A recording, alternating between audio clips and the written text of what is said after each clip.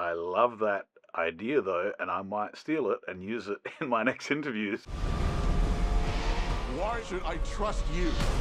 We must face the facts. The facts, however frightening they may be. I would like to start by saying, Brendan, that I was struck by the idea that the only thing more unpredictable than the weather is human behavior. I think it's a very important part of this film, and that's what I love it. So I would like to ask you, was that parallel something that you wanted to explore as an actor, or what was like the baseline in this movie that you needed to explore as an actor through a complex character like Eisenhower? It's interesting to think that human behavior can be so arrogant as to shake its fist at the sky and hope to get the result that the humans want. Yeah. Mother Nature does not care what our thoughts and feelings are at all. And if we want to fight a war and nature wants to have a storm, you're going to have to wait. Yeah. And that's the human lesson that comes with forces bigger and greater than ourselves. And yes, that's an aspect of this film, a central one, clearly. Pressure is not just barometric pressure. Yeah. It's the pressure of the deliberations that had to have happened in a pressure cooker that weekend before Tuesday, June 6, 1944, when 300,000 troops went across the English Channel to put boots on the grounds of the beaches of Normandy and begin the end of the scourge of tyranny and fascism by fighting an enemy almost with their bare fists against a chainsaw. Can you imagine? I can't imagine the circumstances today that 300,000 soldiers encountered. It's very interesting everything that you are saying, because there is like this idea often associated with Winston Churchill that in war there are no certainties, only risk on either side.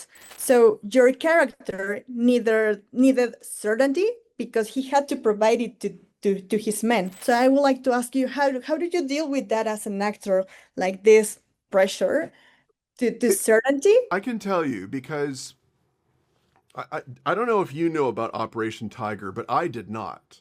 No. That was an exercise that went tragically wrong, and it was only 6 weeks before D-Day. In Slapton Sands, England, south of England, the beach conditions are so similar to what they would be attacking in Utah that they ran an exercise there with vessels and live artillery that Ike Eisenhower ordered to replicate the conditions of landing in battle, to toughen up the green troops, because they're going to have to do this for real. 749 Army and sailors. And the War Department put a cloak of secrecy on the whole event, like it never happened, for reasons of national security. And then we remembered it was Operation Tiger. What was that? So in answer to your question,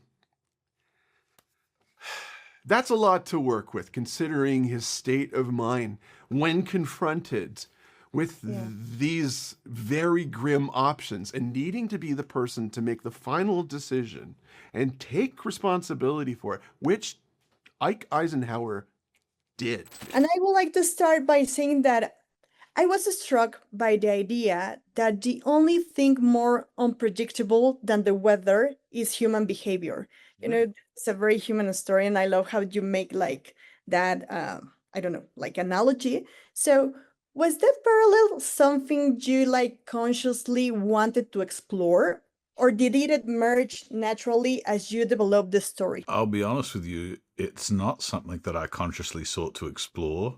I love that idea, though, and I might steal it and use it in my next interviews, because yes, I think you're right. Human behavior is probably one of the only things more unpredictable than weather. But in all seriousness, no, it was not a conscious choice, but definitely it goes to the heart of the film, which is, people have to fight to be disciplined enough to think rationally. It doesn't come to us doesn't come to us instinctively all the time. You know, fear, desire, all sorts of emotions can cloud our judgment.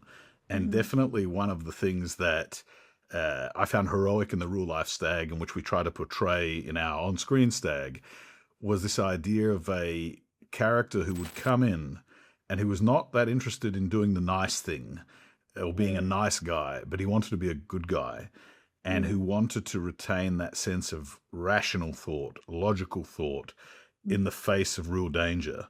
How does he get his message across? And early on, he's giving the facts. Later on, he's forced to change tact a little bit.